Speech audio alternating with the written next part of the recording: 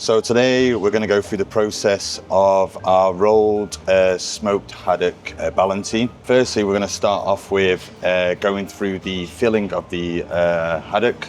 So this is just smoked haddock with cream, egg whites and salt. We are preparing this the day before to allow it to freeze. When we come to run it through a Paco jet, we're not adding more heat, which will end up splitting the mousse. Now, if you to do this at home, you would potentially freeze your fish before, diced up, and put it through a blender with your cream in, your egg white and your salt. The idea is just not to add heat into it. Obviously, the friction with the blades will generate heat, and this will potentially split the mousse from the solids from the liquid, which is something that you don't want to do. So we've blitzed this twice in the Paco jet, so we get a really nice fluffy mousse that is still quite structurally integral. So when we come to pipe it out, it will still hold its shape, and when we cook it as well, it will still retain its shape as well. We're just going to pass it now, just to double check that there's no bones in it, also to just get a much refined mousse as well. It's really important that you get your cream and your egg white ratios correct. Too much cream and it'll be too loose. And then when you come to pipe it and you come to cook it, it'll just go everywhere. For this Paco jet, we do 500 grams of haddock to 180 of cream and 25 of egg white. So we have played around with it, and we've seen that reducing the cream and adding more egg white creates a mousse that we can work with and that will be stable and hold together. Yeah.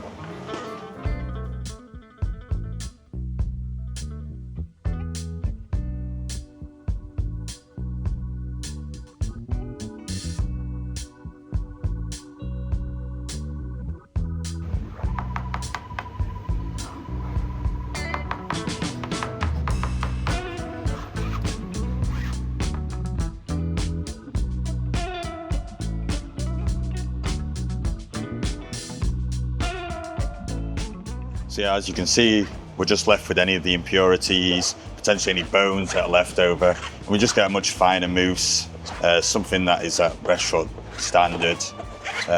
This is kind of taking it to the next step, really. Obviously, a home cook potentially wouldn't have to do this. You can potentially lose a little bit of yield to your mousse. If you want to go to that next level, then this is a great step to kind of go through.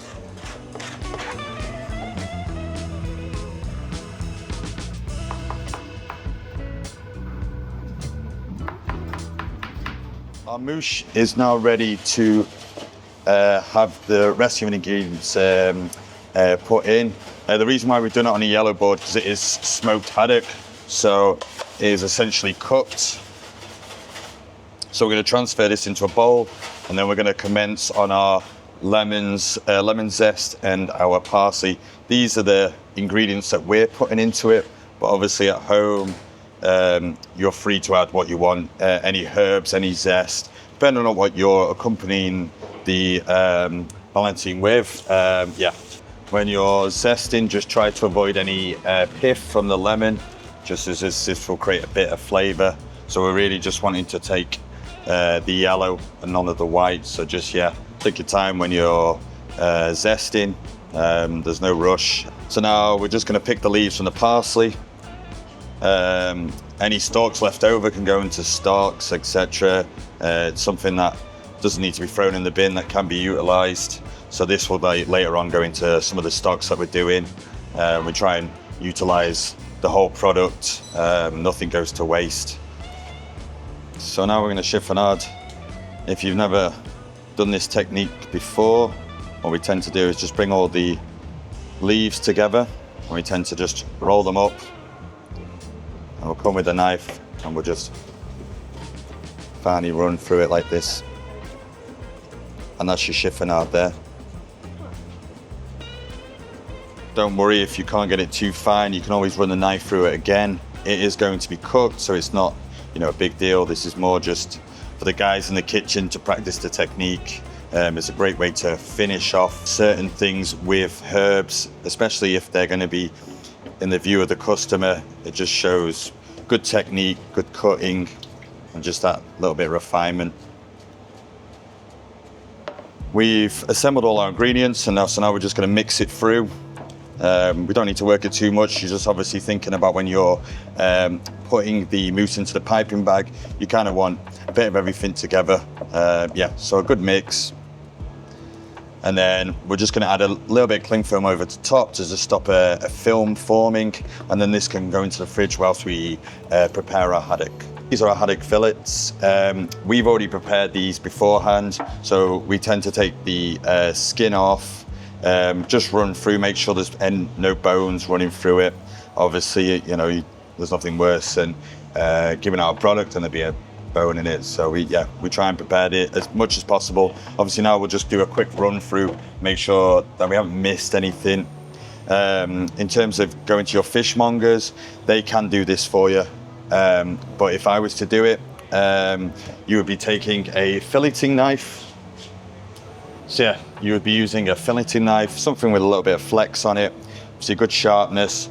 If you are taking the skin off, you want to just go a little bit before the end of the tail, just to give you some grippage, and then you just run through and follow the knife down. Just keep it as close to the skin as possible, and it should come off nice and easy. In terms of the bones, sometimes you'll find that obviously the bones will be running through the middle of the fish, so just kind of double check that nothing's going through there. If you need to, you can slice away, or take a pair of tweezers and pin bone. Just use some water on the side so the bones come off nice and easy and they don't stick.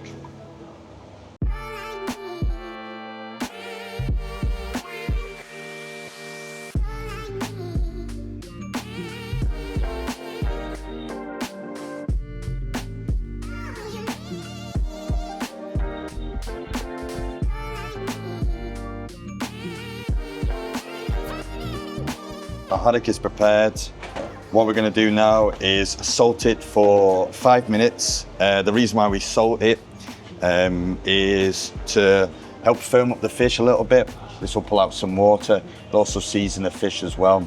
We're only doing it for 5 minutes because obviously the mousse is going to be added, and that's also going to infiltrate the flesh of the fish. So we don't want to go too far with it. So yeah, go from a height just so it goes evenly onto the fish. Too low and you end up concentrating the salt, and obviously one part will be super salty and another part won't be. So yeah, just go from a nice height. Just make sure you cover each part of the fish.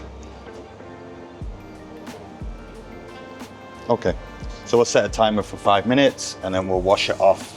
Whilst we're doing that, we'll start setting up the mousse into the piping bag, and then we can assemble, and it's ready to go then in the water bath. Boom.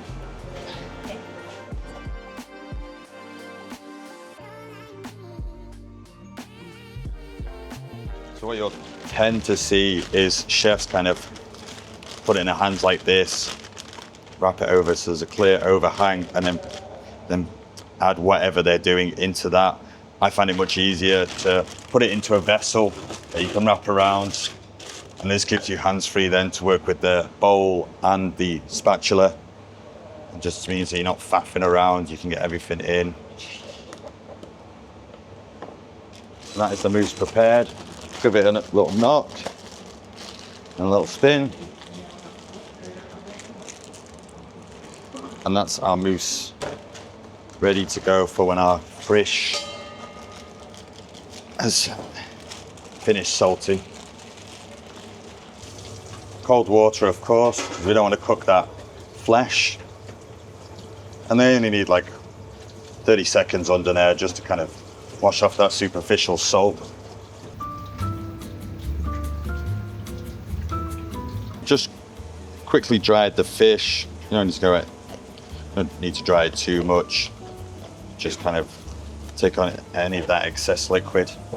So we're going to set ourselves up like this. So we want the board, our plastic wrap, obviously our piping bag already pre-cut so you can go straight into it.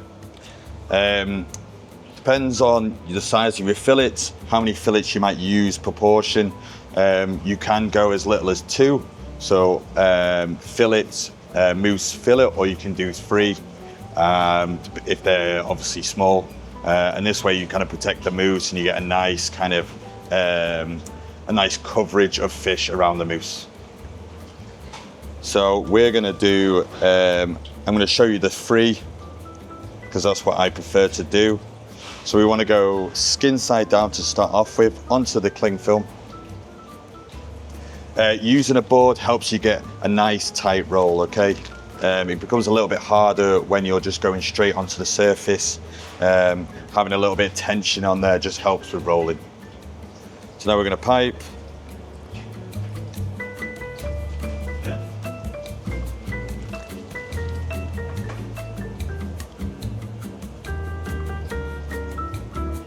Yep, nice coverage. And you can see that mousse is holding its shape. And this is exactly what we want. As you can see, the zest and the parsley are also running through it nicely. So every time a customer gets a bite or yourself get a bite, you're getting a bit of everything. So now we'll add the rest of the fillets. We'll go from the backside first, just making sure everything's kind of tucked in. And then we'll go with the other around like that. Just play around with it if you're finding that there's some holes kind of peeking through. But this will roll up nicely. Okay, cling film will come over. And what we're gonna do is just do one small roll, and then we're gonna fold the ends over, and this will help retain the mousse inside the haddock when we come to roll it tightly. So just 2, like that will be enough. We'll run the knife over, and then we're going to fold these ends up, and this will help the mousse stay in place, and we won't have mousse coming out, and it'll still be nice and even running through the fish. This is just an important stage in terms of getting just a nice even mousse running through it. You'll notice if you do come to do it and you don't tuck that in, the mousse will start to come out the sides, and then you'll just have mousse on either side, but nothing running through here. So we'll start the same process again, bring your cling film back over. What we'll also do is we're going to stab the fish. You can use a knife, or we're going to use a pair of tweezers, and this will just take any captured air in there, and yeah, you won't end up with any air bubbles or air pockets, and this will mean you get a nice close contact with the film and a nice tight roll. So.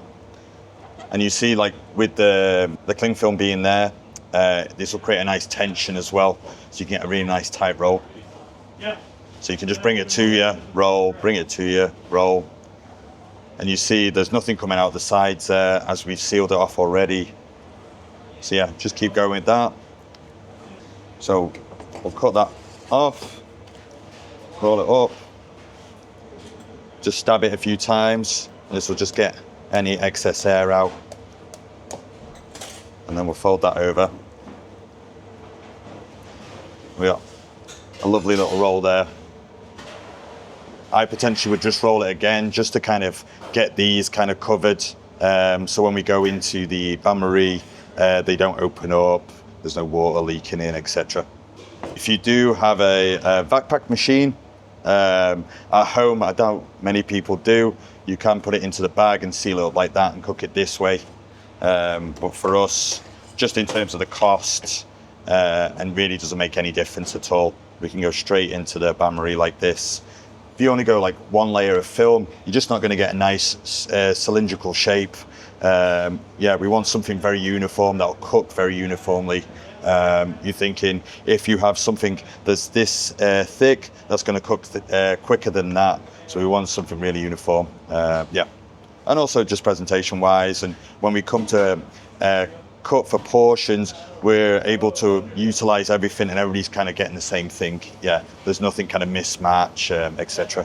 What we're going to do is just put it straight in, and we're going to put a weight on it so it's completely submerged in the water.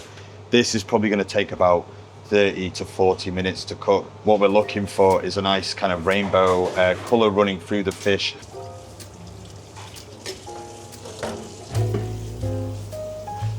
We've cut the haddock. We're going to assemble the plate. So I've got all the components that we're doing for the dish at the moment. The concept is kind of a take on fish and chips. So we've got obviously the fish, the carbohydrate, the vinegar, the salt.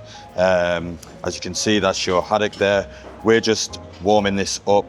As it's already a cooked product, we just want to heat it up just so it's kind of, you know, above room temperature. So obviously when you're eating it, you're getting something warm. The first element that's going to go on the plate is Jerusalem artichokes. What we've done with this, we can cook this in milk and water to the point where we're soft, and then we're breaking this down just into bite-sized pieces. And then for service, we're reincorporating that liquid with butter. We're adding peas and chives to it. You can play around with this. It doesn't have to be Jerusalem artichokes, peas. You can go with whatever you want. But this is something that's in season for us and something that we want to work with. So this is going to go onto the plate. As you can see, there's a nice contrasting colour there with the peas and the Jerusalem artichokes, that nice white and green. Then we'll go on with our haddock, which will go on the top like that. This is a vinegar gel that we've done with malt vinegar. We've added agar, 1.2% of agar. If you bring a liquid to the boil, you add 1.2% agar, let it set, and then blitz it, you'll get a really nice gel, very nice smooth gel. So we're just going to place a couple of dots there. This is quite strong, so we don't want too much of this on the plate, but we want dots around. So as people kind of eat it, they're going to get a hit of that vinegar. Then we're going to go with a little bit of dressing in the bowl. Here we've got some radishes here, so we want to kind of dress these. So we've got a citrus dressing here. We're going to add a little bit of salt to it as well. We have a curry foam, and so this is a load of spices that we sweated down with some chicken stock, and then we've blitzed it with some coconut milk, and then we've added a Prespuma hot, which allows to create the foam texture once we put it into a siphon. Then we'll dress with our radish. And again, we just want to kind of have pockets of colour coming through, nice contrasts. And then we're going to finish off just with some crispy artichokes. Again, taking a product and kind of creating different variants of it. And then some shoestrings potatoes. And that's our final dish.